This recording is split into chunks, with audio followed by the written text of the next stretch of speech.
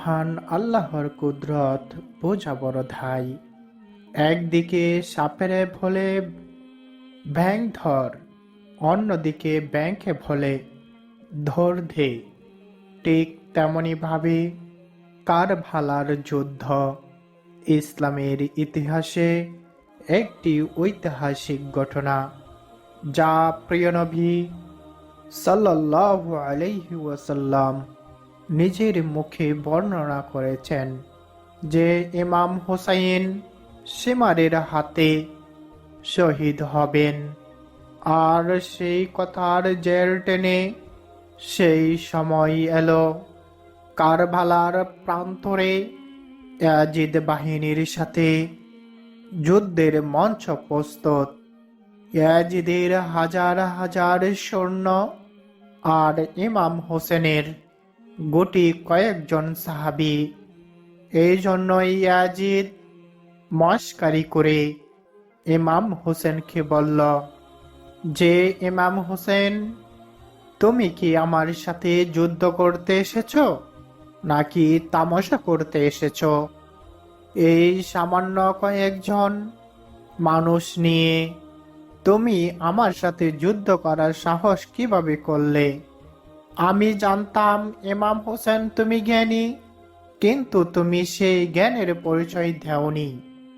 আমি ইয়াজিদ, আমার সেই ক্ষমতা আছে, আমি মদিনার গভর্নর হব, সবাই আমাকে চায়। কিন্তু তুমি নবীর নাতি হলে কি হবে? তোমার সেই জনপ্রিয়তা নেই, তুমি জনপ্রিয়তা হারিয়ে ফেলেছ।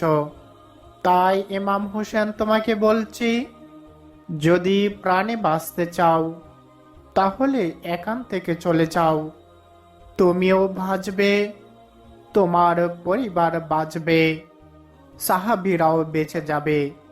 এই কথা শুনে নবীর দুলালি ইমাম হোসেন ইয়াজিদকে লক্ষ্য করে বলল, ইয়াজিদ, তুমি ভুলে যেও না, আমি ইমাম হোসেন।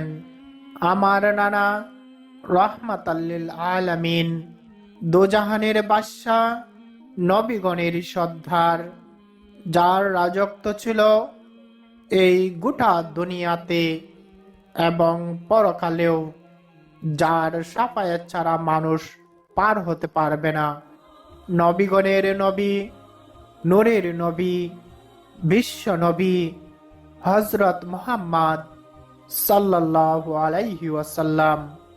আর আমার পিতা হচ্ছেন আল্লাহর সিংহ, যার নাম শুনলেই কাফেরেরা কেঁপে ওঠে, তাদের শরীর ঘেমে যায়, তাদের অন্তর তত্তর করে কাঁপতে থাকে।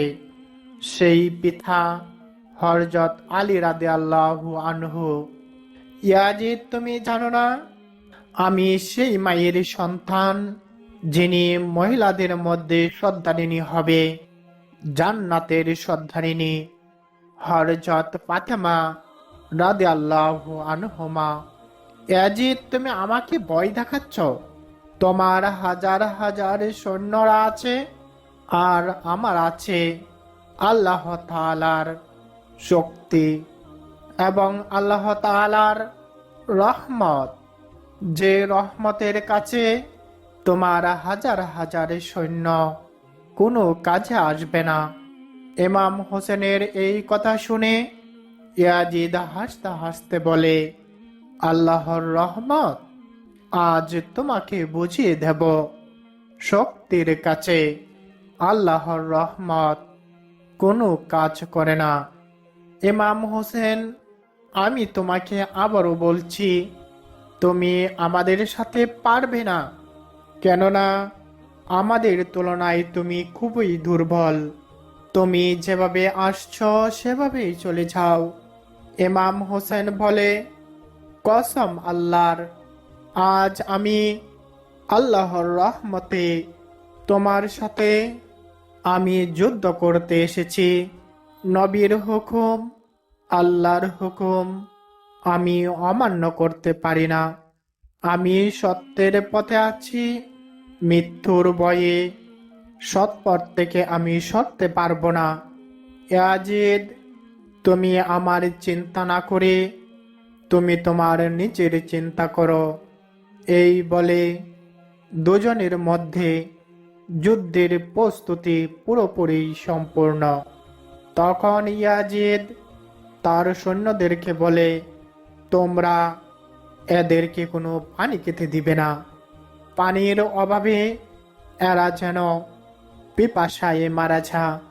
ফুরাত নদীর পানি বন্ধ করে দাও। তখন ইমাম হোসেন হযরত আব্বাস রাদিয়াল্লাহু আনহুকে বলেন, হে আব্বাস, তোমরা কি আমার সাথে আছো?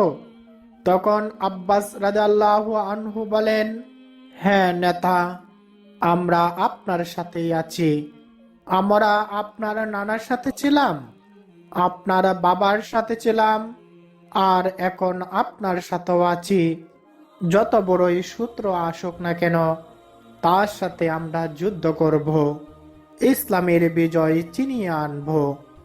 তখন সাহাবীরা বলে, হুজুর, আপনি কোনো চিন্তা করবেন না, আপনি এগিয়ে যান, আমরা আপনার সাথে আছি।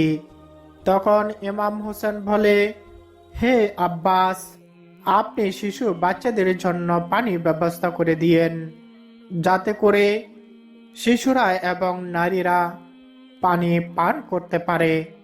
এই বলে তুমুল যুদ্ধ শুরু হয়। যুদ্ধের এক পর্যায়ে হযরত আব্বাস রাদিয়াল্লাহু আনহু পানি আনতে ফুরাত নদীতে যা।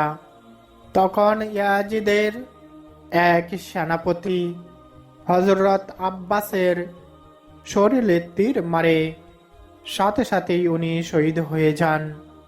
এবং ইয়াজিদ যখন সে দেখতে পারছে তার সৈন্যরা পরাজিত হয়ে যাচ্ছে, তখন ইয়াজিদ ষড়যন্ত্র করে এবং সীমারকে নির্দেশ করে ইমাম হোসেনকে হত্যা করার জন্য।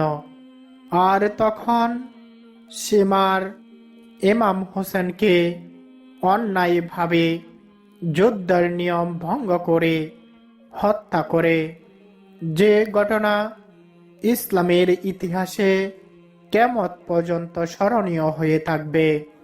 তো সম্মানিত দিনী ভাই ও বোনেরা, আমার ভিডিওটি ভালো লাগলে শেয়ার করে সকল মুসলমান ভাই ও বন্ধুদের কাছে দেখার সুযোগ করে দিন। সকলকে ধন্যবাদ। আসসালামু আলাইকুম ওয়া রাহমাতুল্লাহি ওয়া বারাকাতুহু।